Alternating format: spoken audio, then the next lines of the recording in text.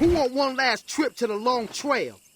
The surprises for Tekken 8 just keep coming. The weekly trailers, posts and updates from the developers, all of it has been covered on the channel, including what's happening now. A couple of moments ago, the official account of Tekken, they posted this: 8 weeks left until Tekken 8 is released, warriors. While you wait to step back into the ring, discover the changes between the closed beta test and the final version of the game in our latest article. This is a pretty interesting news article. I'm going to go step by step and just break the whole thing down. It does a really good job of comparing what's in the beta, but also letting us know what will be in the final version of the game. So here you have this image of Jin Kazama. The graphics is pretty insane, but notice the stage in the background. This is the rain stage that we first seen back a year ago, but this time Jin Kazama is wearing his normal outfit. What to expect from Tekken 8 CBT version versus the final product version? As you may already know, Tekken 8 will be out in a few weeks now, 8 weeks exactly. To prepare you for the next battle, here's the major info for you to be up to date for the release January 26, 2024. It says what to expect from Tekken 8. Simultaneous worldwide release. Tekken 8 is the first number title to release simultaneously worldwide, even without having undergone a arcade version. I don't know if there's anyone who's still sitting around waiting for an arcade version, but they still haven't confirmed it, announced it, and pretty much anything. But Harada said in the past how, arcades is pretty much gone now. Even in Japan, where it was like kind of maintaining, it's pretty much gone at this point. So in my opinion, I think it's best that they do shift their attention towards the majority of the players, which is online, PlayStation, PC, Xbox, right? It says extensive single player mode. I know a lot of Tekken fans, they always talk about single player, single player, single player. Anti-social is the word. Tekken 8 is definitely answering that call as well. Tekken 8 features an extensive single-player mode such as story mode, arcade quests, and etc. There's a lot of people who's waiting around to see if there will be some kind of arcade endings. We know the what if endings will make an appearance in the game, but those aren't canon, so players are still looking for something else just in terms of individual character story progression. But the etc is pretty interesting. Take your guesses for what that will be. Through this single player mode, players will be able to learn and improve their skill in the unique gameplay of the Tekken series. Number 3 says a milestone in 3D fighting games with high quality graphics and music that makes the most of current generation hardware, thrilling excitement presentation,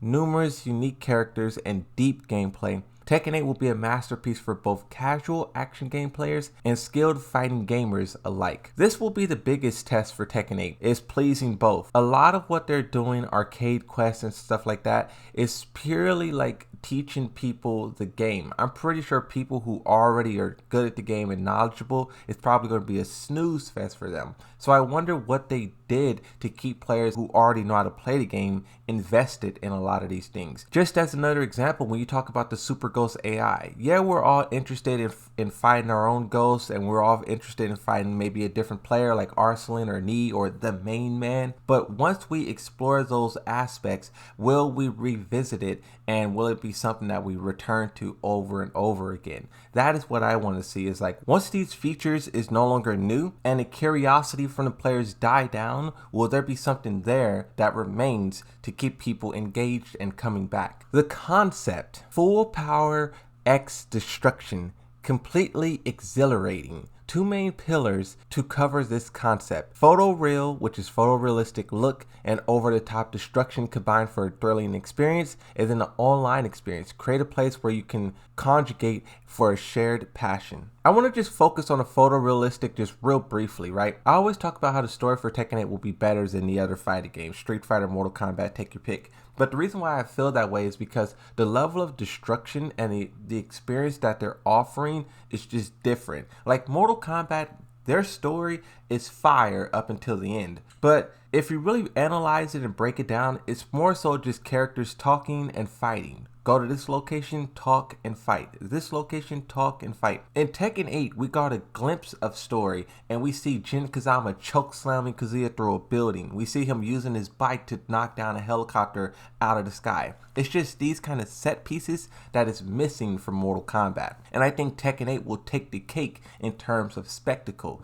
Now, will it take the cake in terms of storytelling as it is? That will be determined later. Closed beta test was conducted on October 20th to the 23rd. For PC, Xbox, and PlayStation, 19 characters were playable, and it included the Tekken Lounge, Ranked Match, Quick Match, Battle Tutorial, Community, and the options. The options, okay. The recommended specs for PC players, if you guys, play PC, take a look at this, update your hardware. CBT versus final product. Some of you might wonder what are the differences between the closed beta and the final version of the game. So we listed key elements. Tekken Fight Lounge, okay, battle area, ranked match, quick match, and group match. Customization shop, avatar, player customization. Battle area, unlimited ranked match functionality, improved group match UI. So I think this is something that they talked about already, how it was a little bit of confusion about how the group match area worked, and they tried to make it more clear, drawing lines on the ground. In this picture here,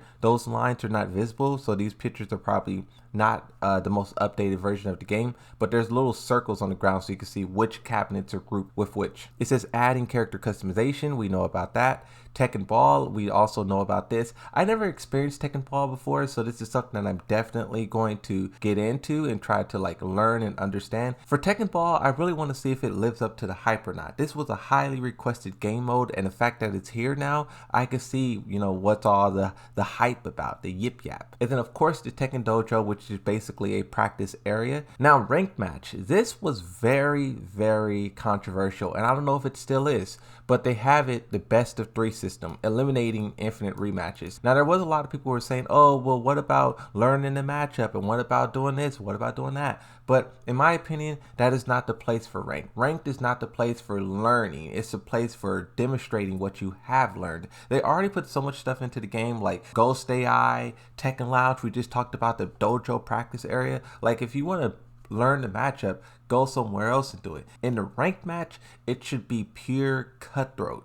Best of 3, only the best come out on top and then move on. Kind of like simulating a tournament environment. So this is an interesting change. Dan ranks are not lowered even if a player loses to yellow rank. I wonder what this will do in terms of just the game, because most players just never even got out of green ranks before. So the fact that everyone will be given a free pass all the way up to yellow, I wonder what that's going to do in terms of the other ranks. How congested and compact will they be now that a lot of players are getting the freebie? I don't think it will cause too much harm, but it definitely will be a different experience for the players who maybe are in the reddish, orange, yellowish ranks. Closed beta, it was difficult to understand. Okay, so yeah, so they're basically talking about the circles that they put on the ground. You can see there. And also this center pillar with law. I don't know if this is just a new image, but that was not like that in the beta. That's another thing that I want to note too. A lot of this stuff that you saw on the walls, I think all of that stuff will be updated maybe with DLC characters when DLC characters come out.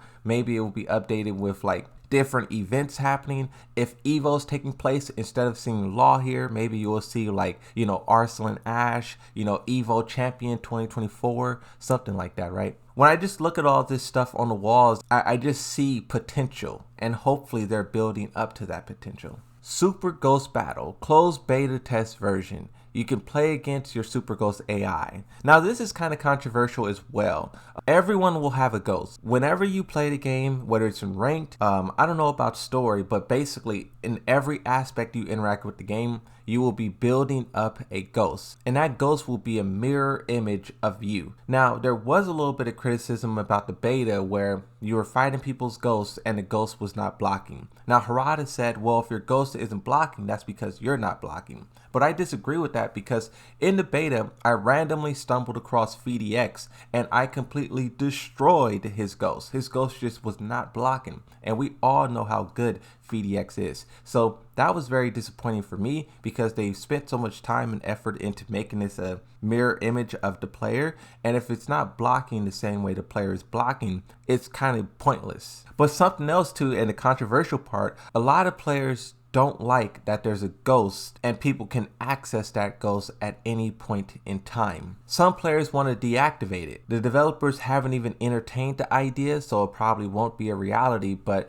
let's just use Yoshi mains as an example. Yoshi mains kind of all have their own unique fighting style. One of the most dangerous Yoshimitsus on the planet is iMusician. iMusician showed up in tournaments probably back in like 2018, 2019 and was just bodying everyone. The only people who was able to stop iMusician was fellow Koreans who played iMusician in the past and know his fighting style. If you have another instant like that, after that tournament, everyone can go and fight his ghost and basically get a better understanding of what kind of moves they're doing in which situations. If I plus frames to ghosts, what move are they gonna do? Because that's a good indication of what Anakin may do. That's why people don't like it, is because you can basically get a lot of matchup experience, and if the ghost really works and if you're really good, you can use that to beat a player that you never even faced before. So this is also a big feature as well. Even though it doesn't get that much attention, this is amazing.